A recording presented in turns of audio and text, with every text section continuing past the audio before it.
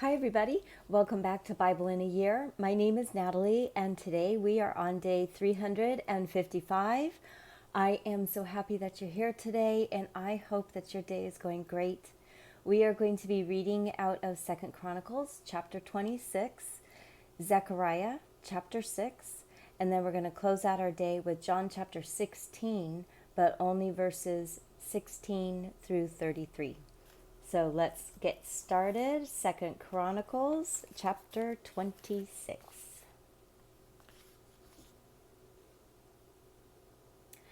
All the people of Judah took Uzziah, who was 16 years old, and made him king in the place of his father Amaziah. He built Eloth and restored it to Judah. After that, the king slept with his fathers. Uzziah was 16 years old when he began to reign, and he reigned 52 years in Jerusalem. His mother's name was Jechaliah of Jerusalem. He did that which was right in Yahweh's eyes, according to all that his father Amaziah had done.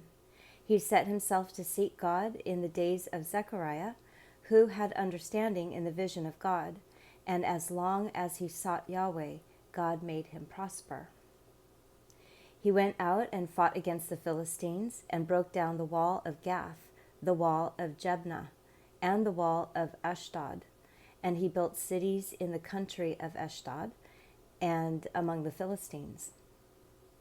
God helped him against the Philistines and against the Arabians who lived in Gurbaal and the Meonim. The Ammonites gave tribute to Uzziah. His name spread abroad even to the entrance of Egypt, for he grew exceedingly strong.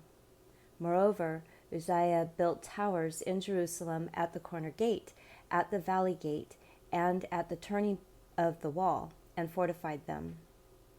He built towers in the wilderness and dug out many cisterns, for he had much livestock, both in the lowlands and in the plains.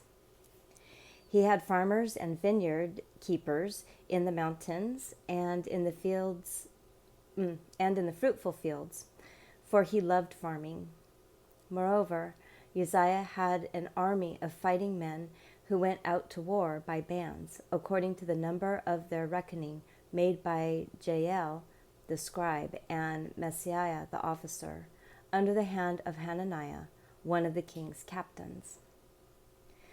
The whole number of the heads of the fathers' households, even the mighty men of valor, was 2,600.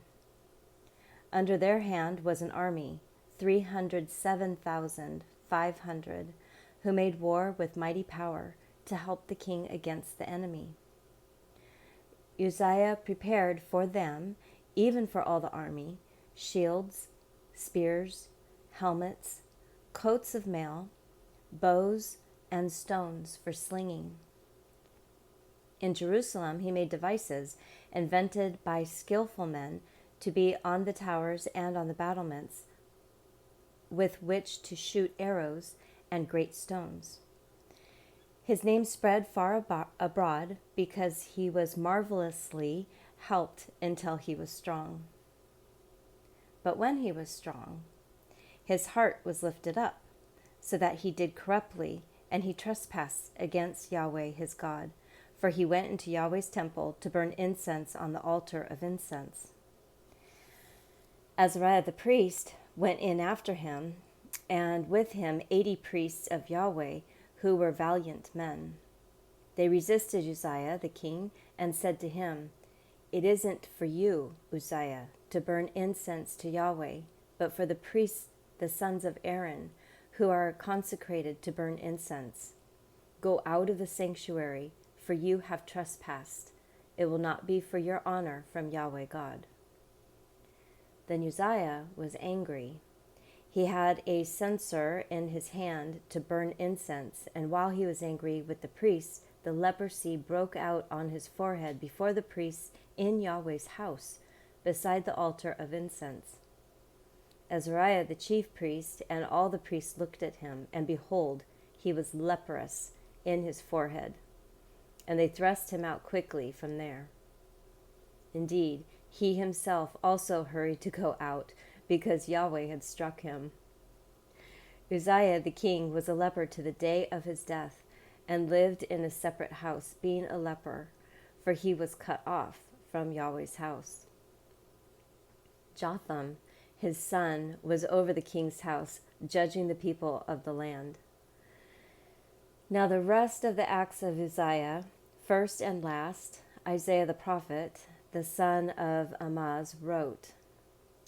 So Uzziah slept with his fathers, and they buried him with his fathers in the field of burial which belonged to the kings, for they said, he is a leper. Jotham his son reigned in his place.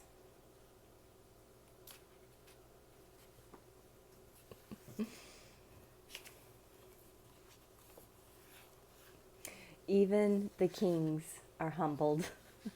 I'm just imagining if it was me being so boldful to be able to just go in and say, you know what, I'm going to burn incense to God. And the priest coming out and after me saying, no, you can't, it's just for the priest. And me being king or queen would say, you know, hey, I'm over this land. I've been anointed by God. I'm going to burn incense. And they're like, no, you're not. And he bursts out, or I would burst out in leprosy.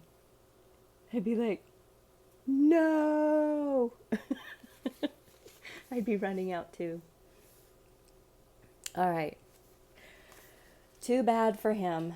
Zechariah chapter 6, but it's also a little bit of a testament to when we think we are doing right by God, when we think in our heads, this is the right thing to do.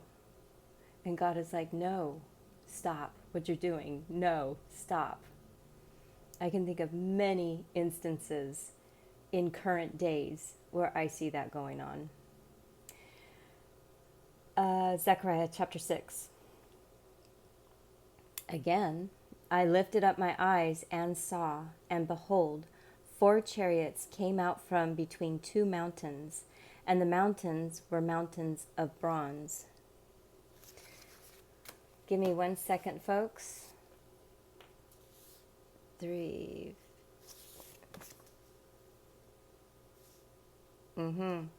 I'm very sorry. This little tiny print, it looked like Zechariah 6, but we read that a couple days ago. We are reading Zechariah chapter 8. Here we go. The word of Yahweh of armies came to me. Yahweh of armies says, I am jealous for Zion with great jealousy, and I am jealous for her with great wrath. Yahweh says, I have returned to Zion and will dwell in the middle of Jerusalem. Jerusalem shall be called the city of truth, and the mountain of Yahweh of armies, the holy mountain. Yahweh of armies says, old men and old women will dwell again in the streets of Jerusalem, every man with his staff in his hand, because of their old age. The streets of the city will be full of boys and girls playing in the streets.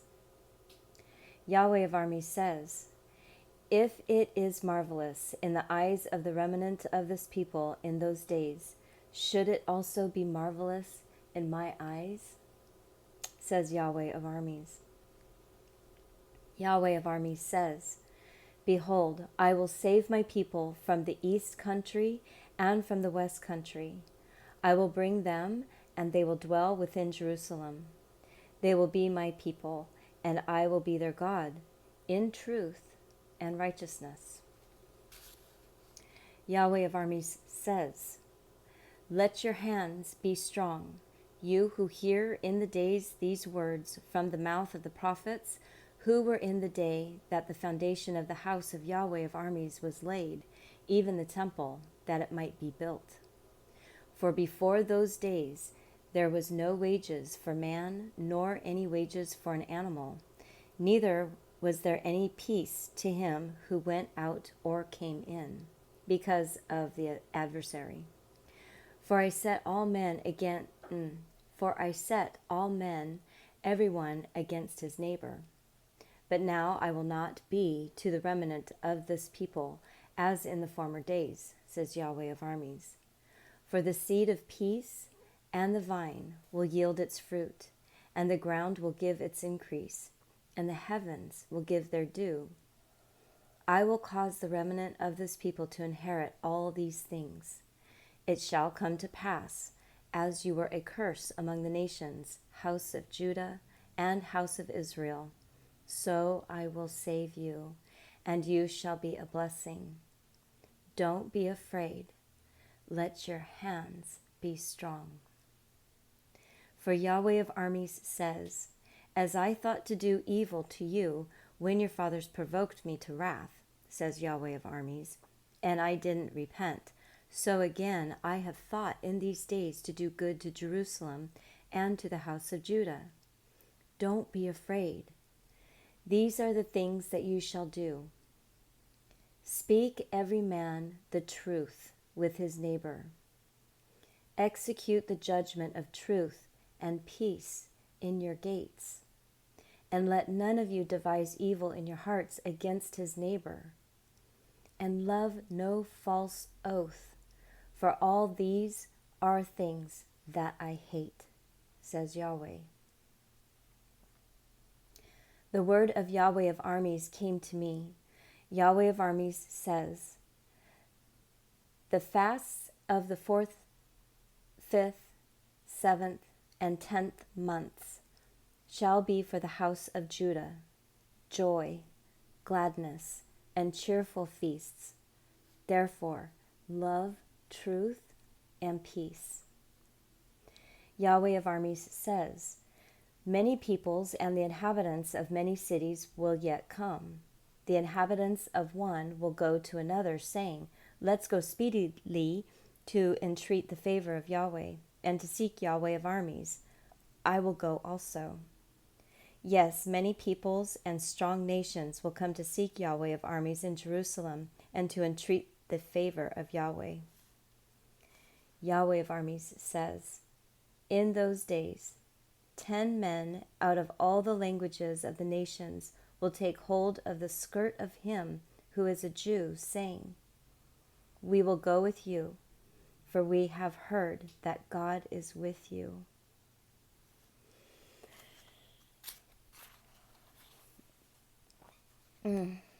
I really love that. John 16, verses 16 through 33. Oh, this is a good day. All right, and Jesus continues to speak. I am so glad you're here. This is a really good day.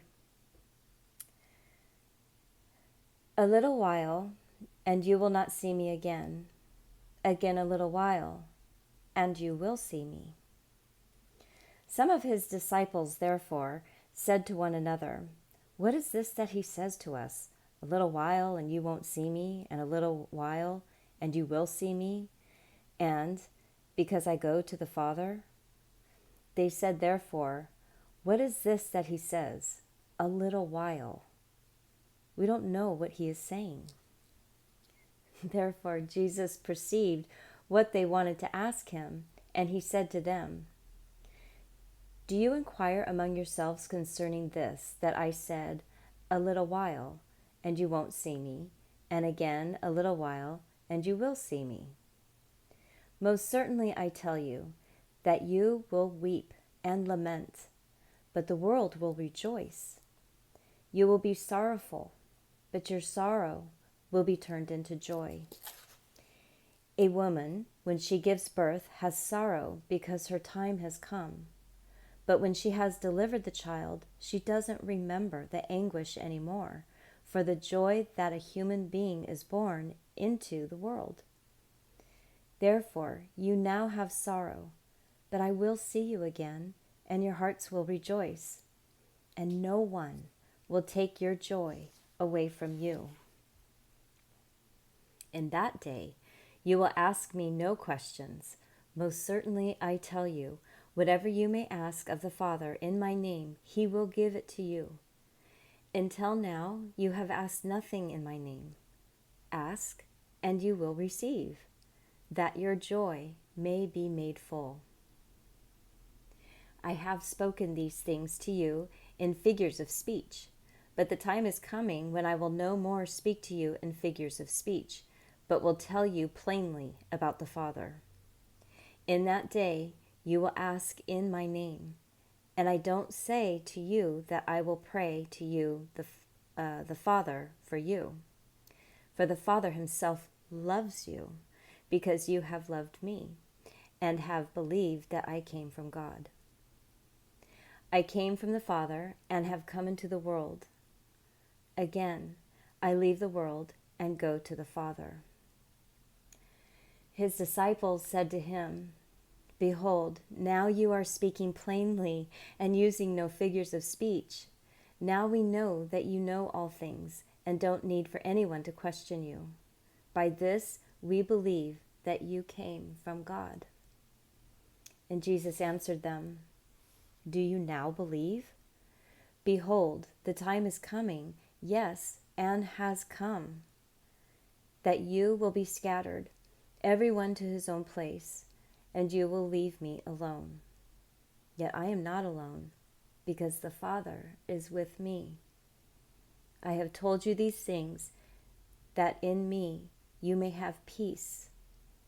In the world you have trouble, but cheer up. I have overcome the world.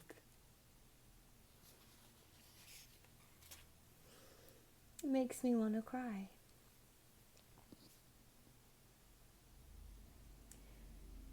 In the world, you have trouble. But cheer up. I have overcome the world. Cheer up.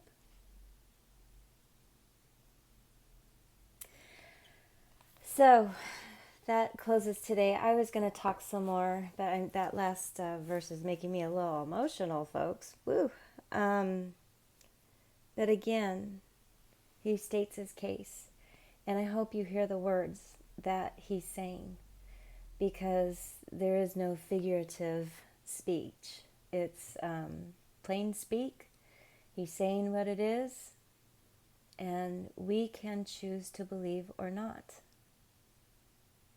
He even says the Father loves us. Do you believe it? I do. So, thank you for joining me today. Please come on back for tomorrow, which will be day 356. I promise I will come prepared to class with the correct chapters.